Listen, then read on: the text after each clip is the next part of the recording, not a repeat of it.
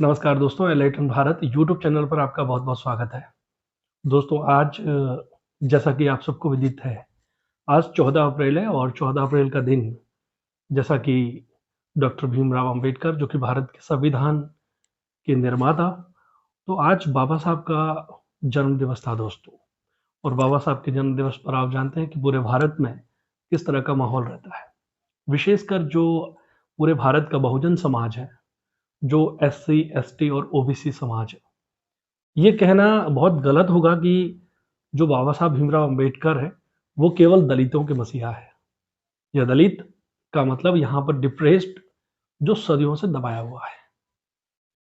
तो इस बात को समझना होगा कि 1947 के बाद में जब भारत का संविधान बनकर जिस तरह से तैयार हुआ और उसमें बाबा साहब भीमराव अंबेडकर की भूमिका जिस प्रकार की रही, उन भूमिकाओं को देखते हुए संविधान सभा ने यह तय किया कि भारत के संविधान के निर्माता डॉक्टर बाबा साहेब भीमराव अंबेडकर है। तो दोस्तों आज बाबा साहब का ही जन्म हुआ था। आज ही के दिन इसलिए पूरे भारत में एक बहुत ही विशेष दिन के तौर पर इस दिन को सेलिब्रेट किया जाता है। आज देश के अलग-अलग संगठन बाबा साहब भीमराव अंबेडकर की जयंती पर उनकी जो स्टैच्यू होते हैं, उनकी जो मूर्तियाँ जहाँ-जहाँ लगी हुई है, वहाँ पर जाके पुष्पांजलि अर्पित करते हैं और उनके विचारों को लेकर बातचीत करते हैं। लेकिन अब धीरे-धीरे कुछ ऐसा ट्रेंड भी आ गया है, जो शायद बाबा साहब भीमराव अंबेडकर नहीं चाहते थे। किसी भी व्यक्ति को उसके विचारों के हिसाब से जाना जाता है और बाबा साहब भीमराव अंबेडकर का जो योगदान जिस प्रकार का रहा है कि भारत के संविधान निर्माण के अलावा उनकी भूमिका किस प्रकार की रही है, तो उसमें हम अगर देखते हैं तो उनका बहुत बड़ा योगदान मानवाधिकारों को लेकर था। यानी ह्यूमन राइट्स के कंसर्न को लेकर डॉक्टर भीमराव अंबेडकर जितने सजग और सतर्क थे और भारत के संविधान में जिस तरह से मूल अधिकारों में मानवाधिकारों को उन्होंने जिस प्रकार से स्टेब्लिश किया है, वो जो कॉम्बिनेशन जिस तरह से बैठा है और जिस तरह से संविधान एक आकार लेता है और उसमें जो गवर्नमेंट की पोजीशन को जो रखा गया है, वो बहुत ही काबिल तारीफ है। हालांकि कई आलोचक इसको उधार का थैला मानते हैं, लेकिन बाबा साहब ने इसी बात का जवाब संविधान सभा में कभी दिया था और उन्होंने कहा था कि अच्छी चीजें एक्सेप्ट करने में क्या बुराई है। तो इन सब चीज़ों को साथ में लेकर चलने का एक जो मानस था कि डॉक्टर अंबेडकर जब भी बात करते थे, तो वो तथ्य के साथ बात करते थे। कोई भी बात हवा में कभी नहीं करते थे। तो उनका हर एक जो दृष्टिकोण होता था, उसके पीछे एक बहुत बड़ा लॉजिक्स होता था और जब वो लॉजिक्स जितने भी जो लोग संविधान सभा में या जहाँ पर भी वो सभा करते थे, तब सुनते थे तो लोग आश्चर्यचकित होते थे और उनकी बातों से प्रभावित होते थे। तो एक्चुअल में आज देश में जिस तरह से बाबा साहब अम्बेडकर के जो विचारों की प्रासंगिकता कितनी है, इन सब चीज़ों को लेकर आज मैं बातचीत करना चाहता हूँ कि देश भर में जितने भी जो संगठन हैं, विशेषकर बहुजन संगठन अ, जो देश का पिछड़ा तबका है, वो विशेषकर अम्बेडकर को प्राथमिकता पर रखता है। लेकिन ऐसे लोग जो जागरूक हैं और डॉक्टर अम्बेडकर के एजुकेशन और उनके कॉन्ट्रिब्यूशन से परिचित हैं, चाहे वो देश का कोई भी नागरिक क्यों ना हो, तो निश्चित तौर पे डॉक्टर अम्बेडकर की वो बातचीत करना नहीं चूकते हैं। और यहाँ पे एक एक तथ्य बार-बार मुड़कर आता है कि व्यक्ति पूजा जिस प्रकार जो बढ़ रही है, तो उसमें भी ये चीज़ें देखनी होगी कि किसी व्यक्ति के विचारों से देश में कितनी सकारात्मकता जो आई है। तो ये जो हमारे सामने एक जो पहलू है कि हम डॉक्टर बाबा साहब अम्बेडकर का महिमा मंडन की बजाय उनका जो पूजा पाठ और इस तरह से जैसे दुग्धाभिषेक जिस तरह की गतिविधियां की गई है, तो उससे थोड़ा सा बचकर कोशिश करें कि उनके विचारों को आगे से आगे बढ़ाएं और समय के अनुसार यानी अकॉर्डिंग टू टाइम जो सिचुएशंस हमारे सामने हैं, उन सिचुएशंस में डॉक्टर अंबेडकर के थॉट को आधार बनाकर अब वर्तमान को किस तरफ से गढ़ेंगे, कैसे एक वर्तमान और भविष्य की नींव बनाएंगे, तो इसमें डॉक्टर अंबेडकर की भूमिका महत्वपूर्ण हो जाती है।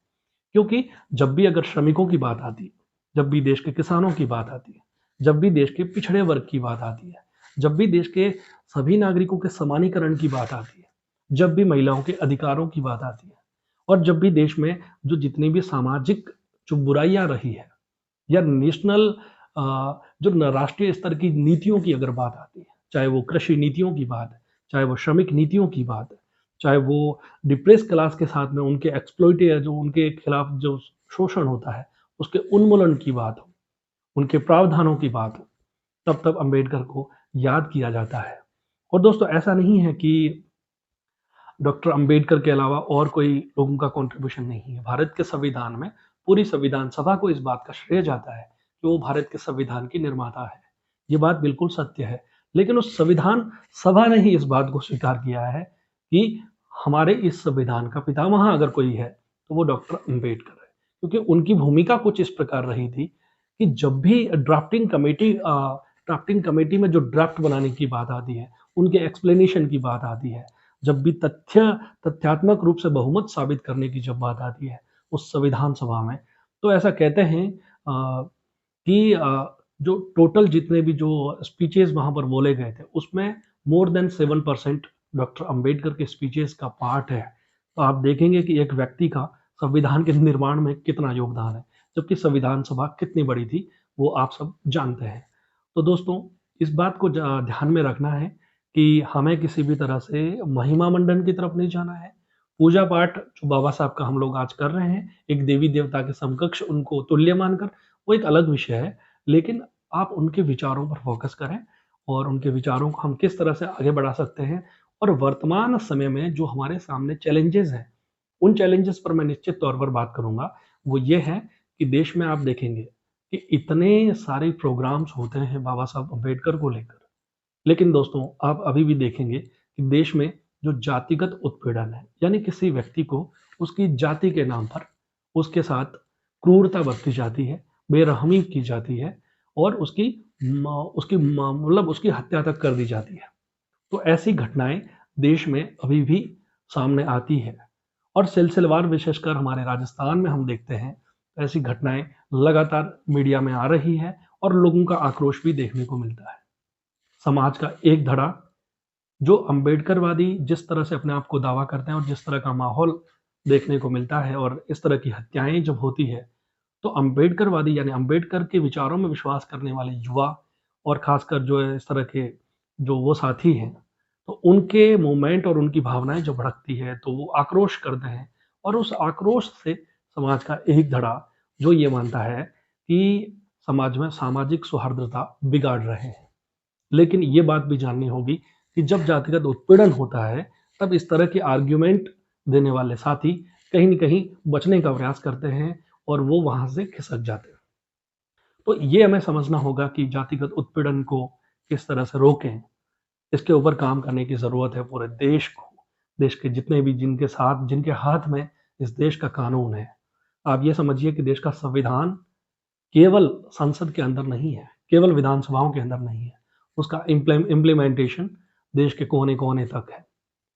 जो व्यक्ति ये समझता है कि उसके हाथ में कानून है, यानी वो अ, कानून को इम्पोज़ कर सकता है, कानून के इम्प्लीमेंटेशन तक उसकी पहुँच है, तो मैं समझता हूँ कि उसको निश्चित तौर पर वर्तमान समय की परिस्थितियों को देखते हुए देश के कानून को एस्टेब्लिश करना होगा, और ईमानदारी के साथ अगर वो एस्टेब्लिश करते हैं, तो निश्चित तौर पर हम एक बेहतर भारत, बेहतर राष्ट्र बना सकते हैं। क्योंकि हर समय में परिस्थितियाँ बदलती रहती है, तो समय के अनुसार संविधान में कुछ बदलाव भी संभावित है, और ऐसा नहीं है कि संविधान इतना निष्ठुर है कि उसमें कोई तब्दीलियाँ, कोई बदलाव नहीं कर सकते। वो समस्त प्रावधान भी है कि जब-जब आवश्यकता होगी, जब-जब ज़रूरत पड़ेगी, तब संविधान के अंदर आवश्यक बदलाव भी किए जाएँगे। तो आज से जैसे मान लो कि 200 साल बाद में संविधान के अंदर बहुत सारे बदलाव संभावित है, और वो होंगे ही। जिस तरह से अभी हम देखते हैं तो लगभग 105 के आसपास संशोधन किए जा चुके हैं। तो ऐसा नहीं है कि बदलाव नहीं किए जा सकते। लेकिन अभी तक जो अभी का लेटेस्ट जो डिसीजन यही है कॉन्स्टिट्यूशन के बारे में, कि कॉन्स्टिट्यूशन का जो मूल ढांचा है, जो संविधान निर्मात्री सभा ने जो बनाया, उसका मूल ढांचा नहीं बदलना चाहिए। यानी संविधान में आप समस्त तब्दीलियां कर सकते हैं, लेकिन उसका मूल ढांचा, मूल स्ट्रक्चर, उसको आप नहीं बदल सकते हैं। यानी संविधान निर्माताओं की जो वो भावनाएं थी संविधान को लेकर, और उसका एक पैरामीटर है, उन पैरामीटर के अकॉर्डिंग आप कॉन्स्टिट्यूशन को चेंज कर सकते हैं। एक सबसे बड़ा विषय है कि लोकतंत्र, डेमोक्रेसी को लेकर हम बार-बार कहते हैं और देश में एक बहुत बड़ी चर्चा का विषय अभी बना हुआ है कि संविधान खतरे में है, संविधान की रक्षा करनी बहुत ज़रूरी है। दूसरा ये कि लोकतंत्र भी खतरे में है। तो यहाँ कुछ सवाल और कुछ तथ्य इस प्रकार के हैं कि आप देखेंगे कि संसद के अंदर कुछ सांसदों को बोलने से रोका जाता है, कुछ के माइक बंद कर दिए जाते हैं, कुछ सांसदों को निष्कासित कर दिया जाता है, कुछ सांसदों की सदस्यता को खत्म कर दिया जाता है। तो यहाँ कहीं न कहीं लोकतंत्र डगमगाता है। लेकिन ये लोकतंत्र, कुछ लोग कहते हैं कि लोकतंत्र नहीं है, यानी डेमोक्रेसी नहीं है भारत में, पार्टीक्रेसी है। यानी पार्टियों के दल हैं और पार्टियों के जो दल हैं वो क्या करते हैं, संसद में जाकर देश के अलग-अलग मुद्दों पर बातचीत करते हैं और अगर किसी व्यक्ति को बाहर निकाला जा रहा है तो ये पार्टीक्रेसी का एक प्रोसेस है। लेकिन दोस्तों ऐसा नहीं है। ये भारत का संसद है। यह हज़ारों, लाखों, करोड़ों लोगों का रिप्रेजेंटेशन करने के लिए जो जनप्रतिनिधि हैं वो संसद के अंदर है। कोई व्यक्ति अगर लोकसभा सांसद के रूप में चुनकर संसद तक पहुंचा है तो उसकी आवाज को आपको रोकना नहीं चाहिए। मतलब ये जो जिम्मेदारी है वो हमारे लोकसभा अध्यक्ष की है। वो ये सुनिश्चित करे और ईमानदारी से सुनिश्चित करे, जैसा कि कॉन्स्टिट्यूशनल और जो लोकसभा के जो नियम बने हुए हैं उन नियमों पर खरे उतरते हुए पारदर्शितापूर्ण, ईमानदारी से, बिना पक्षपात के इस कार्रवाई को अंजाम दे। अन्यथा क्या होगा कि लोकसभा अध्यक्ष केवल एक पार्टी का नहीं होता है, वो देश का संविधान उसके हाथ में होता है, उसका इम्प्लीमेंटेशन हाथ में होता है। अगर वो पक्षपात करेगा तो देश में क्या मैसेज जाएगा? तो संविधान खतरे में कैसे है? अगर इस तरह का पक्षपात करोगे तो निश्चित तौर पर सवाल आपके खड़े होंगे। अब एक बात ये जानने वाली है कि देश में अभिव्यक्ति की आज़ादी, हमारे संविधान के मूल अधिकार 19 यानी कि फंडामेंटल राइट में आर्टिकल 19 जो है अभिव्यक्ति का अधिकार है।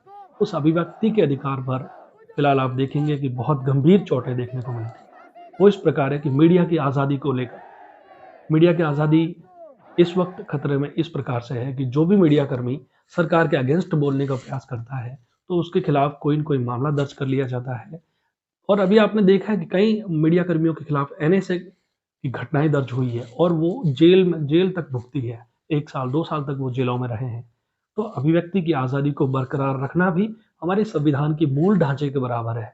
आप अगर किसी की अभिव्यक्ति को छीनते हैं, मतलब सरकार के अंदर इतनी सहनशीलता, इतना सेंसिटिवनेस होना बहुत ज़रूरी है और इतना टॉलरेंस बहुत ज़रूरी है कि अगर कोई क्रिटिसिज्म आ रहा है विद लॉजिकल फैक्ट्स तो दैट शुड बी एक्सेप्टेड, वो स्वीकार होना चाहिए। अगर आप वाकई में एक बेहतरीन राष्ट्र को चाहते हैं तो आप घबराएंगे। अगर आप क्रिटिसिज्म से घबराएंगे तो कैसे बेहतर भारत बनेगा, कैसे बदलाव हो पाएगा? तो बदले की राजनीति से परे हटकर बदलाव की राजनीति को सेंटर में रखते हुए, देश के कॉन्स्टिट्यूशन को ध्यान में रखते हुए और उसके इम्प्लीमेंटेशन को 100% देश में लागू करें। अभी भी कई ऐसे मुद्दे हैं जिसमें देश के समग्र जातियां, जैसा कि अभी तक देश के समग्र जातियों के उन्मूलन पर कुछ भी काम नहीं हुआ है। जैसा कि डॉक्टर बी.आर. अम्बेडकर की किताब है एनालिसिस ऑफ द कास्ट, यानी जातियों का समूल नाश। जब जातियों का समूल नाश नहीं हुआ है तो एक तरफ मुद्दा बहुत उठ रहा है कि ये जो जातिवार जनगणना, तो जातिवार जनगणना कीजिए और उसके अकॉर्डिंग आप उन जातियों के साथ में उनके सामाजिक, आर्थिक और शैक्षणिक पिछड़ेपन को आधार मानते हुए उनके साथ न्याय करें, उनको मुख्य धारा में लाने का प्रयास करें। तो इस तरह की चुनौतियाँ, चैलेंजेस हमारे सामने अभी भी हैं। देश में आप देखेंगे कि जो सेंट्रल गवर्नमेंट है या जो हमारी जुडिशरी है या मीडिया के बड़े घराने हैं या स्टेट के जितने बड़े-बड़े अधिकारी हैं, उन अधिकारियों में ये भी देखना होगा कि क्या वो समस्त वर्गों का रिप्रेजेंटेशन कर रहे हैं। तो ये मुद्दे जो है बहुत ही महत्वपूर्ण है और निश्चित तौर पर ये चर्चा का विषय भविष्य में भी बनेंगे। लगातार मांग भी देश में उठती जा रही है। खासकर इंडिया के कॉन्स्टिट्यूशन को लेकर आप सबको सजग होना होगा और नागरिक के तौर पर अपनी जिम्मेदारियों को पुख्ता करें, प्रमाणित करें और जहां भी जरूरत पड़े तो एकजुटता आप साबित करें। दोस्तों ये जो वीडियो है वो केवल सामाजिक जागरूकता, राष्ट्रीय जागरूकता, क्योंकि एक बैलेंस्ड अगर भारत बनेगा, पीसफुल कंट्री अगर देश हमारा रहेगा तो निश्चित तौर पर ये देश आगे बढ़ेगा। और जो कॉन्स्टिट्यूशन में प्रोविजंस हैं उनका 100% इम्प्लीमेंटेशन जब होता है तो देश का कोई भी व्यक्ति, मैं समझता हूँ कि वो गरीबी रेखा से नीचे नहीं जीवन यापन करेगा, ना ही उसके साथ किसी भी प्रकार का सामाजिक रूप से कोई अत्याचार देखने को मिलेगा, लेकिन वो कब मुमकिन है? जब सभी लोग आपस में एक-दूसरे को कोऑपरेट करें, सम्मान की दृष्टि से देखें, समान अवसर देने में मदद करें और शोषण अगर कर रहे हैं, तो शोषण से अपने आप को हटाएँ। अगर आप किसी का शोषण करने वालों में हो, तो वो शोषण आप बंद करके आप एक पॉजिटिव डायरेक्शन में देश का कॉन्ट्रिब्यूशन दें आप। क्योंकि अत्याचार किसी पे अत्याचार करना भी हमारे जितने भी धर्मशास्त्र हैं, वो किसी अत्याचार के उन्मूलन पर ही बात करते हैं। लेकिन वास्तविक रूप में उनको देश का एक जो बहुत बड़ा तबका है, वो अपने जीवन में इसको कभी लागू ही नहीं कर पाया। तब संविधान को ऐसी आवश्यकता पड़ी और इस तरह के प्रावधान लेकर आना पड़ा, जो कि थोड़े निष्ठुर होते हैं, लेकिन उसका पालन अगर आप सही तरीके से करते हैं, तो 100% देश में जिस तरह का एक्सप्लॉइटेशन आपको देखने को मिलता है, निश्चित तौर पे उसमें कमी आती है। तो दोस्तों आज का जो वीडियो है, वो डॉक्टर बाबा साहब भीमराव अम्बेडकर की जन्म जयंती को लेकर मैंने बनाया है। उम्मीद करता हूँ कि आपको अच्छा लगेगा और आपको ये अच्छा लगता है